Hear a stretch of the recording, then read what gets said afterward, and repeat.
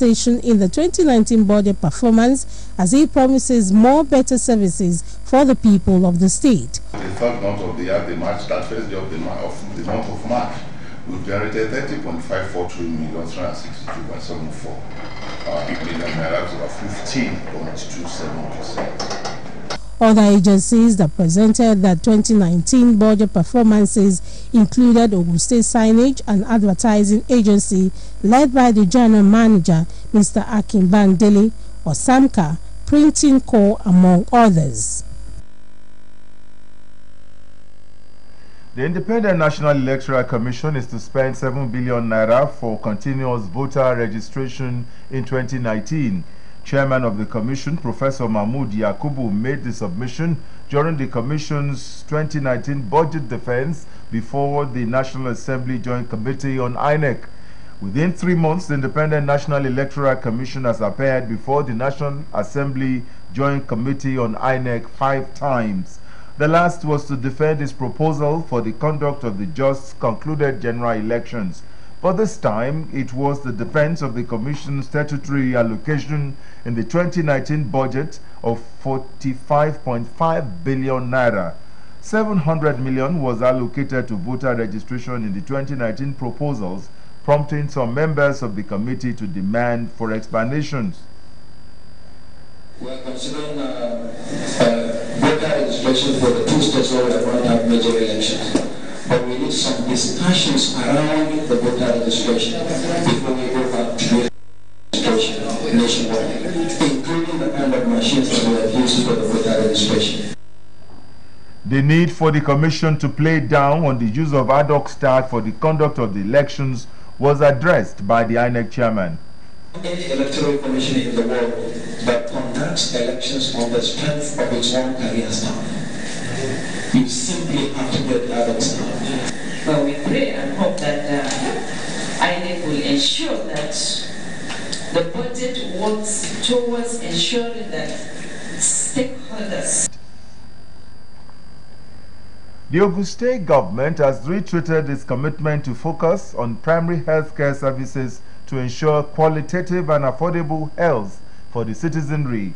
The Commissioner for Health, Dr. Babatunde Ipaye, who made this known during a press conference at his Okemoson office to commemorate the 2019 World Health Day, tagged Universal Health Coverage, Everyone, Everywhere, also said that the state would continue to make available quality and affordable drugs in all health facilities across the state. Baye noted that the essence of the day is to create awareness about access to good health for everyone, an opportunity to include worldwide attention to global health issues each year, saying the Senator Ibikunle Amosun-led administration had made huge investment in human as well as provision of infrastructural and healthcare services. Is that this will continue to increase in years to come. Immunization coverage has gone above national average. We have also achieved a remarkable increase in the uptake of long-acting reversible contraceptive devices, which is a major indicator to monitor how well our mothers, our women of childbearing age, are accessing health services. From 32,000 plus in 2017 to over 57,000 in 2018. The Commissioner highlighted some of the achievements of the state health indices to include 85% increase in immunization coverage for 2018, which was above the national target of 80%, as well as increase in the update of long-acting reversible contraceptive from 32,054 in 2017 to 57,218 in 2018. He added that the state had also pre-positioned preventive drugs and protective devices to curtail outbreak of epidemic diseases, saying the populace had been educated on the need to be proactive and maintain personal as well as environmental hygiene in order to keep communicable diseases at bay. Speaking, the Executive Secretary, Primary Healthcare Development Board, Dr. Elijah Ogunshola, said that the state had been able to improve on public health as a way of showing zero tolerance for malnutrition, noting that it had put in place a health insurance scheme to make health care affordable to all. The National Primary Healthcare Development Agency has concluded plans to establish National Emergency Maternal and Child Health Intervention Centers with a view to reducing maternal and child mortality in Nigeria to the barest minimum. Executive Director of the agency, Dr. Faisal Shuaib, made this known during a presentation on the approach towards achieving rapid reduction in maternal and child mortality in Nigeria. Shuaib said the decision to establish a national coordination center in the primary health care down to community level, which is in line with the National Strategic Health Development Plan, is also aimed at improving oversight and providing oversight on the activities at the primary health care level. He said there will be a sense of urgency, thorough investigation and analysis on every death related to childbirth and child death.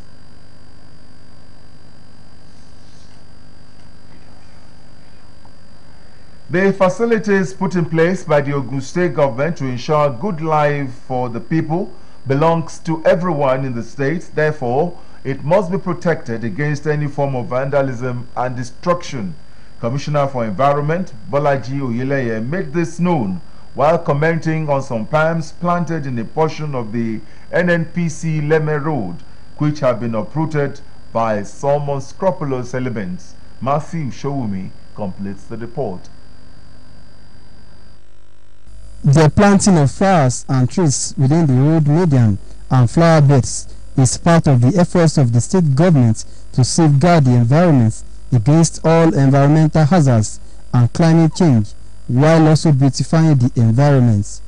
It is for this reason that the Commissioner for Environment, Mr. Bolaji Oyeleye, is calling the attention of everyone in the state on the need to protect these flowers and trees from the activities of some unscrupulous elements, as he inspects the flowers and palms uprooted on a portion of NNPC Leme Road in the state capital. It came to our notice over the weekend that starting from this NNPC junction up to the next U-turn, the palm that were planted to beautify the environment were uprooted.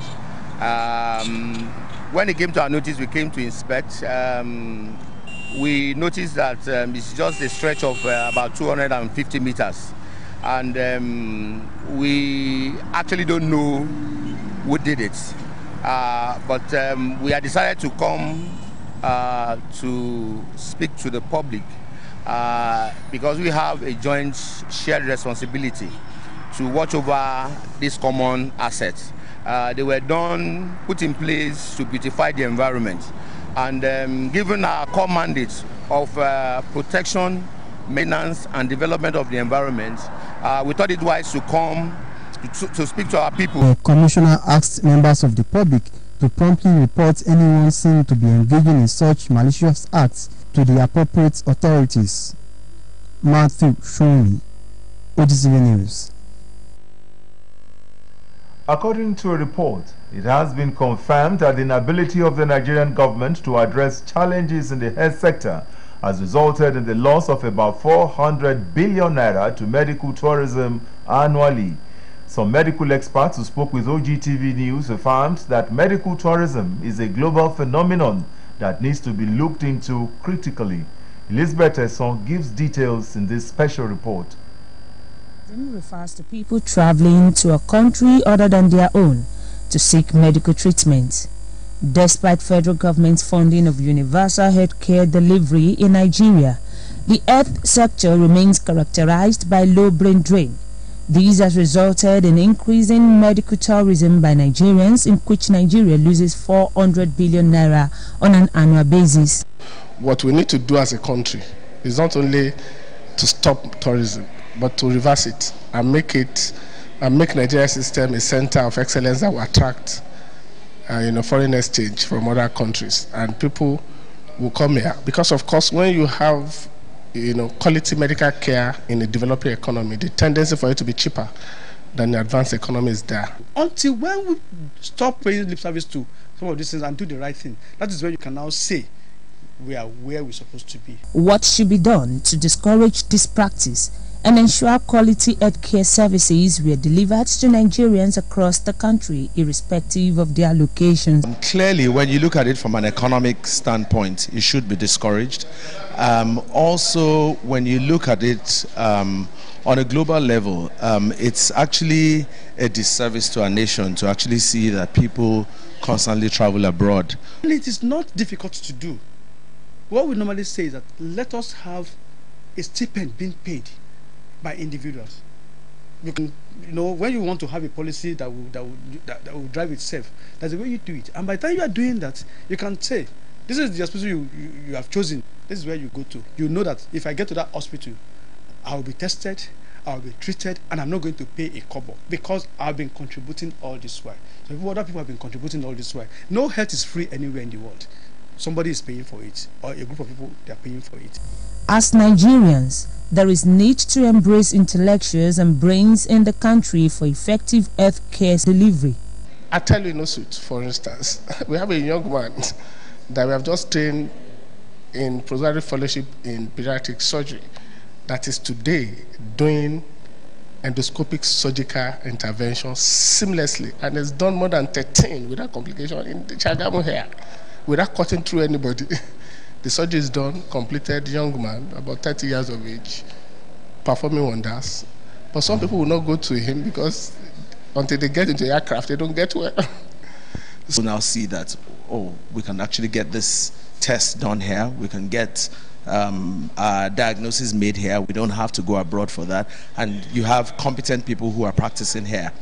So with the establishment of that hospital, our hope is that we have physicians from all around the world that would come here. There would be an opportunity for skills transfer. The federal government in January 2019 commenced primary health care revitalization program aimed at ensuring 10,000 functional primary health care facilities with at least one functional health care facility in communities across the country.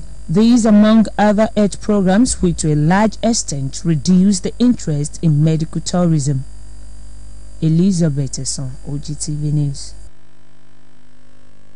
As to come in the news, President Muhammadu Buhari challenges world leaders on the transformation of the cyberspace. More news and reports after this break.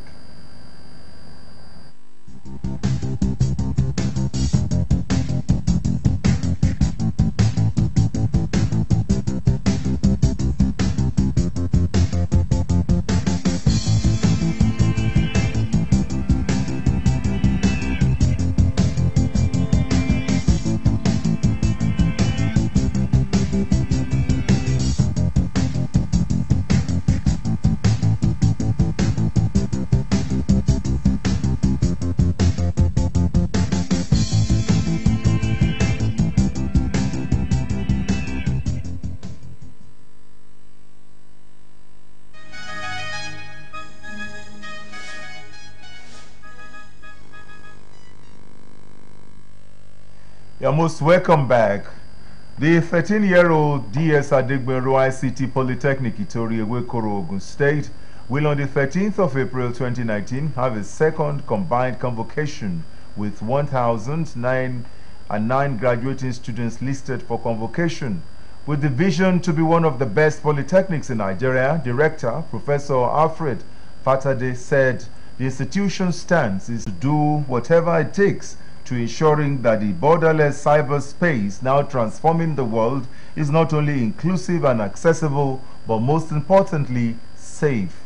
President Muhammadu Buhari threw the challenge while addressing participants at the 9th Annual Investment Meeting in Dubai, United Arab Emirates. Referring to the cyber world, President Muhammadu Buhari described it as not only intangible and real, but powerfully impacting lives of billions of people, no matter their remote physical locations. Addressing the largest global investment gathering of corporate leaders, policymakers, investors, experts, entrepreneurs, the President said, as a result of digital globalization, almost everyday innovations and transformative ideas are rolled out, making the human race more efficient and productive.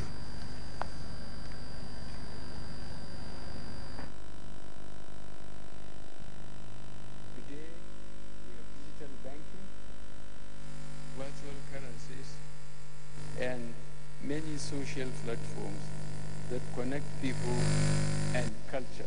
On the other hijacked and manipulated, as evidenced by the steady rise in fake news and cyber crimes. More recently, we are also witnessing the use of the cyberspace to manipulate elections, subvert the democratic rights of citizens, as well as propagate violence. In Nigeria, for instance, the president said majority of the nation's 180 million people are freely connected to the digital world, and about 90 technological hubs are already in existence, contributing in developing solutions for the countries and global problems. He, however, laments that the digital globalization has occurred rapidly in the private sector. Many governments and regulators have not kept pace. Continue to threaten the positive strides being made.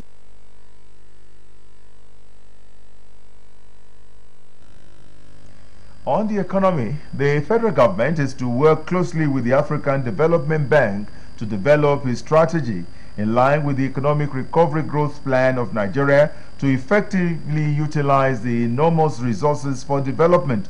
Minister of Science and Technology, Dr. Ogbonnaya Onu, made this known while he received the bank's Technical Mission Nigeria's Country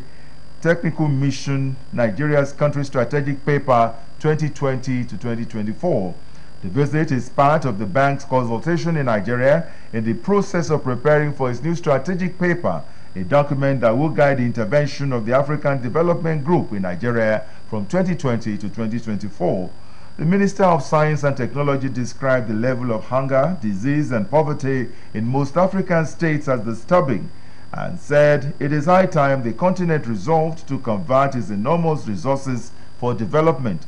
The Economic and Recovery Growth Plan in Nigeria now, he noted, recognizes that science, technology, and innovation are at the center of all economic activities.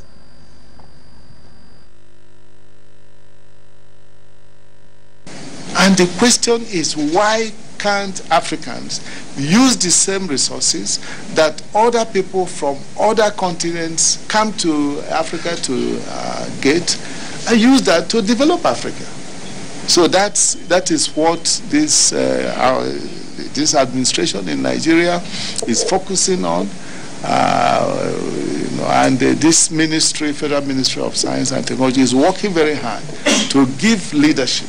We'll be looking at the ARGP and eventually the successor plan, and identify areas that are also aligned with our own priority objectives. And then we'll be selecting those focus areas where we will focus on during the period 2020 to 2024. So these are priority objectives that the government itself has already selected. We'll just be helping the government to implement those objectives. The technical mission is to look at the achievements made on the strategy before now and improve on the implementation of necessary areas ahead.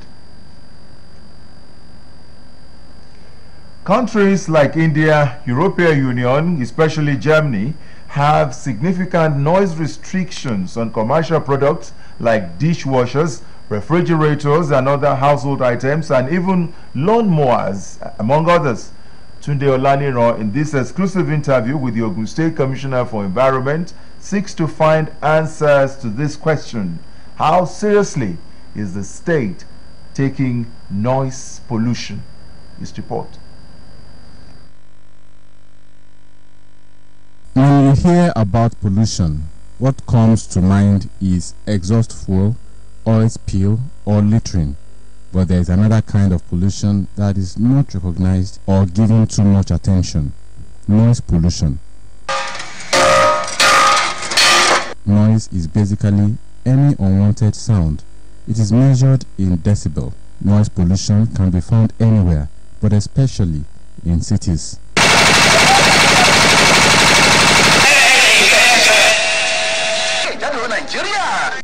The human ear can tolerate noise up to 85 decibel without damage. Anything louder poses a threat of permanent hearing loss, while any sound above 65 decibel will trigger an increasing blood pressure and stress hormones in the blood, according to study.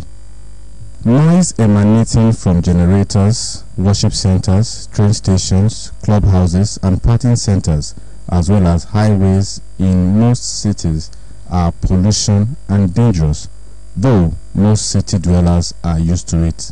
Where it is established medically that as a result of the act of Mr. A, Mr. B is medically examined and Mr. B has been found to be affected by that noise, then Mr. B is entitled to compensation, legally speaking. The government of Ogun State is on top of this across the major cities. In the environmental management law, miscellaneous provision law of 2004 that we are using in the management of the environment, it provides in section 23, subsection 1, that no one shall be allowed to, as it were, pollute the environment with any form of noise. In that section, there are allowable limits of noise level that is being expected from media houses, from churches, mosques, from generators, and whatever that makes noise in our environment. For residentials, it allows for 70 decibels, and for industrial areas, it allows for 90 decibels. Anything above this will constitute an infraction of the law. Residents of the state were urged to report any noise polluter to the Ministry of Environment for necessary action. Upon conviction, such people are liable to a month imprisonment or a fine, as it were. It's clear in the law. This we have been faced with on a daily basis. We've been receiving several petitions from people that are, breaking that law. And what we've been doing is to, first of all, approach, those offenders of the law and use some moral situations, on them to bring the noise level down. Where this is not adhered to, is not complied with, we are moving and seal the property. According to World Health Organization, noise is an underestimated threat that can cause a number of short and long-term health problems, such as sleep disturbance, cardiovascular effects, and poorer work and school performance. Tunde Ogtv News. Sometimes the noise can get too deafening, you can't do anything. Away from noise pollution, the chairman of the Independent Corrupt Practices and Other Related Offences Commission, Professor Bolaji Owasoye, has challenged the leadership of the National Assembly to remove the secrecy surrounding its budget for the sake of transparency. Professor Owasoye spoke during a lecture at the 9th National Assembly induction program for the new legislators in Abuja. In the lecture titled "The Legislature and the Fight Against Graft and Corruption," the ICPC boss, who spoke on the outlandish allowances of members of the National Assembly, Tombolo night on the 12th of April 2019 by 8 p.m. The event is designed to bring officers, friends and well-wishers together as part of efforts to maintain an excellent civilian and military relationship in the host communities, especially the good people of Ogun State. During the event, there will be raffle draws and lots of side attractions lined up to guarantee an entertaining evening, which will dovetail into exquisite social night. In a statement signed by the President Mess Committee, Brigadier I.M. Abdullahi added that the general public can contact the Mess Secretary on the number 080-257-35397 for any inquiry. You're watching Ogtv News. Up next is the business segment of the news after this timeout. Do stay with us.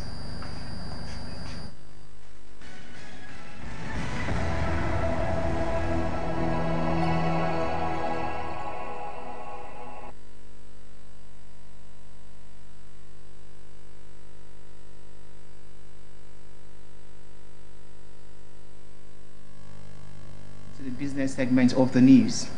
The federal government has sealed a $523,823,000 technical assistance financing pact with the Islamic Development Bank for Nigeria's textile industry and the funding of the National Hajj Commission. The agreement was confirmed in a statement issued by the media advisor to the Minister of Finance, Paul Ella. It was signed at the 44th ISDB Group annual meeting held in Marrakesh, Morocco, with the theme Transformation in a Fast-Changing World, the Road to Sustainable Development Goals. It said the Finance Minister, Mrs. Zainab Ahmed, signed the agreement on behalf of the federal government, while the President of ISDB, Dane Dandaja, signed on behalf of the bank. The minister said parts of the funds, which is in form of grant, will be used to address capital building, acquisition of equities, and logistics upgrade in the Hajj Commission. She said the grant would also be used for the improvement of cotton, textile, and garment value chain in the Federal Ministry of Industry, Trade and Investment. With the capitalization depreciated by 4.59% and 4.69% to close the week at 29,616.38 and 11.124 trillion naira, as all other indices finished lower. A total turnover of 3.5 billion shares worth 20.2 billion naira in 19,130 deals were traded in the week by investors on the floor of the exchange. The trade service industry led the activities chart with 3.60 billion shares valued at 14.4 billion naira. The industry followed with 253.6 million shares worth 53.7 million naira, while the third place was consumer goods. Industry trading in the top three equities are Wema Bank PLC, Sterling Bank PLC, and Chama accounted for 2.1 billion shares worth 2.26 billion naira in 960 deals. The Pension Transitional Agreement Directorate has approved the payment of the 6-month arrears of 33% pension increment to pensioners. According to PTAD, the payment will be made to 103,710 civil service pensioners. You would recall that in July 2010, the federal government announced a 33% pension increase for pensioners. The federal government began the payment of the increment from January 2014, leaving arrears of 2 months. Out of the 42 months that were outstanding as at 2014, 24 months were paid in 2016, 6 months were paid in 2017, while another 6 months were paid in November 2018.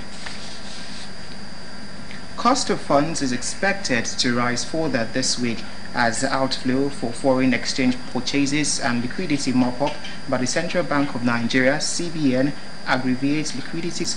The CBN also sold 95.68 billion naira worth of fresh treasury bills to replace matured primary market treasury bills of same value, resulted to outflow of 620.68 billion naira, which cancelled out the impact of 108 billion inflow from matured OMO bills during the week. Consequently, average short-term cost of funds rose by 545 basis points. Data from the FMDQ showed that interest rate of collateralized lending rose by 543 basis points to 15.29% last week from 9.86% the previous week. Similarly, interest rates on overnight lending rose by 547 basis points to 16.14% last week from 10.67% the previous week. The Securities and Exchange Commission, SEC, has indicated that of the 90 initiatives outlined in the Capital Master Plan, it has completed implementation of 13 out of the 66 it has started implementing since 2015. Acting Director General of the SEC, Ms. Mary Uduk, who disclosed this on the sideline of the first quarter Capital Markets Committee meeting in Lagos, also said that in the macroeconomy, political and market environment, the Capital Market Master Plan is a blueprint for development of the Nigerian capital market in core areas such as investors' protection and education, professionalism, product innovation and expansion of the capital market roles in Nigeria's economy. The master plan was also to help catalyze the emergence of Nigeria as a top 20 global economy. Uduk said that 66 initiatives are at various stages of implementation, and it is hopeful that many of it will be completed before the end of this year. The Revenue Mobilization Allocation and Fiscal Commission says the Act, if properly repositioned through appropriate legal and regulatory framework and the introduction of appropriate technology, could generate over 500 billion naira per annum. And that's all in business news. The rest of the news protest calling for President Omar al-Bashir to resign. Protesters sought shelter in a Navy facility, a witness said, as tension among the armed forces was laid bare. 7 protesters have been killed since Saturday, officials say. Mr. Bashir, who has been in power for nearly 30 years, has so far refused demands to make way for a transitional government. At least 2,800 people have fled from the fighting near Libya's capital, Tripoli, according to the UN. Other civilians are trapped by the clashes and are cut off from vital emergency service, it says. Forces under General Khalifa Haftar began an attack on the city last Thursday, the aim of wresting it from Libya's unbacked government. Prime Minister Fayez al-Siraj has accused General Haftar of attempting a coup and says rebels will be met with force. On Monday, there was an airstrike at Tripoli's only functioning airport, Matiga. Reports indicate it was carried out by forces loyal to General Haftar, but there was no confirmation. Libya has been torn by violence, political instability, and power struggles since long-time ruler Muammar Gaddafi was military as a terrorist organization. The White House said the IRGC was Iran's primary means of implementing its global terrorist campaign.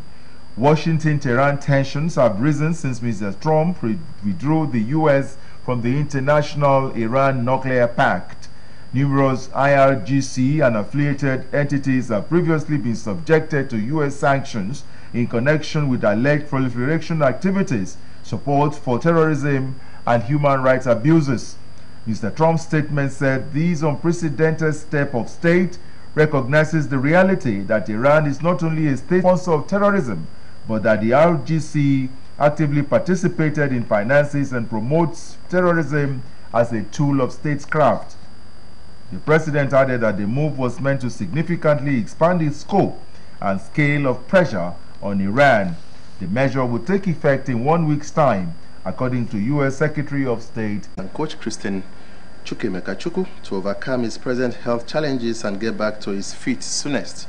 President of Nigeria Football Federation, Mr. Maju Melvick Pini, he has mandated the chairman of Enugu State Football Association and member of the NFF Executive Committee, Honorable Chidi Okenwa, to pay a visit to the 1980 African Cup of Nations winning team captain and get the details of his challenges and what needs to be done to return him to good health.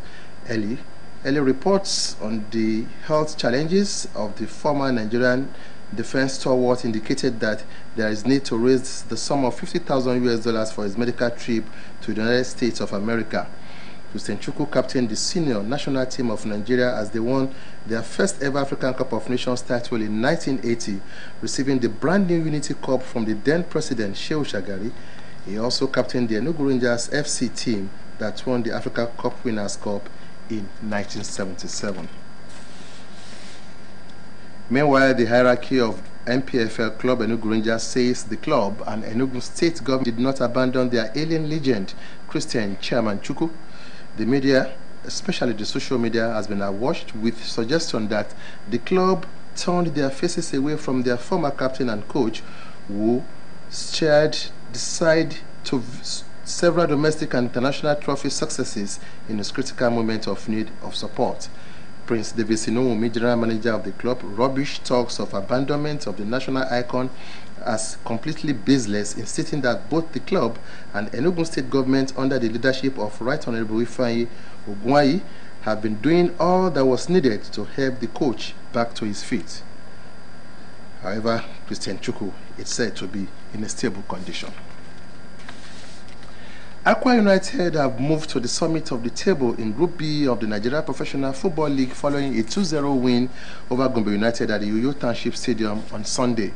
In Group A, matches Pascal Seka's 17th minute strike was enough for Rangers as they secured all 3 points against Katsina United in Enugu to move up to second position on the log with 4 games in hand. Abdullahi Musa scored an 89th minute winner as Wiki Tourist compounded Remo Stars' woes by beating them 2-1 at the Tafawa Balewa Stadium in Bauchi, while Kwara United beat table toppers MFM 1-0 to stay above relegation zone. Rivers United also followed their big away win at Remo with another 1-0 victory over Niger Tornadoes in Port Harcourt. Meanwhile, Eyimba missed a glorious chance of climbing to the top of the log in Group A, having settled for a barren draw against Bender Insurance in Aba, while El Kanemi Warriors dropped to second after losing 2-1 to Kano Pillars at the Sonny Abacha Stadium. Addition of Thomas' second half strike was enough for Nasarawa United in their crucial 1-0 defeat of Ifeanyi Uba. In Jos, Profligate Plateau United side failed to make home advantage count as they were held to a goalless draw by Heartland. Fellow strugglers Yobe Stars were also forced to settle for a goalless draw by a rebranded Delta Force at the Potiskum Township Stadium. Abia Warriors remain in the relegation zone after suffering their 7th defeat of the season, 1-0 at the hands of Go-Round FC. Diego Costa sending off in Camp Nou on Saturday night during Atletico's 2-0 defeat to Barcelona cost his side, as the title was effectively wrapped up by the reigning champions. But the striker could also pay dearly for his moment of madness, with a possible ban of between 4 and 12 games to be decided by the La Liga Disciplinary Committee.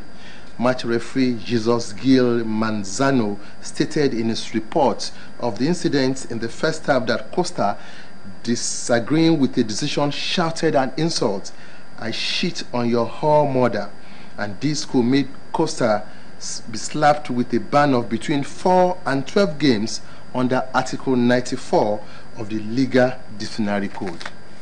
That was sports update, but just enough time to tell you that the last test match in Spain for the Falcons en route to their World Cup in France ended 2-1 in favor of their opponents, Canada. Falcons scored first in this 27 minutes through Desire Oparanoze. Trust us, we'll score more goals as we hit you with fresh package on the sports segment of the news tomorrow. Thanks for watching. Back to Tunji.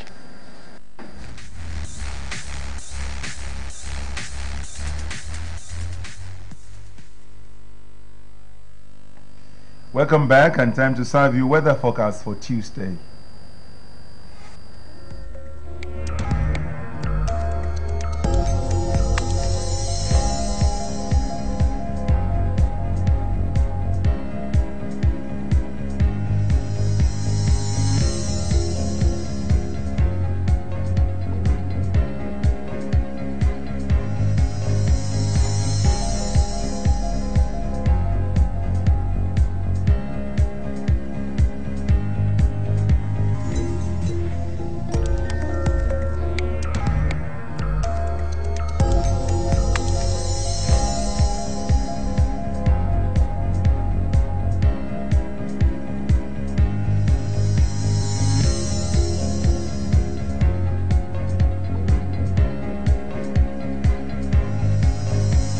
Sports, we told you the Nigeria Football Federation has taken steps to provide support for ailing Christian Chukwu, as Rangers and Enugu State government said they have never abandoned him. That was the news. Thanks so much for being part of it. It's bye for now.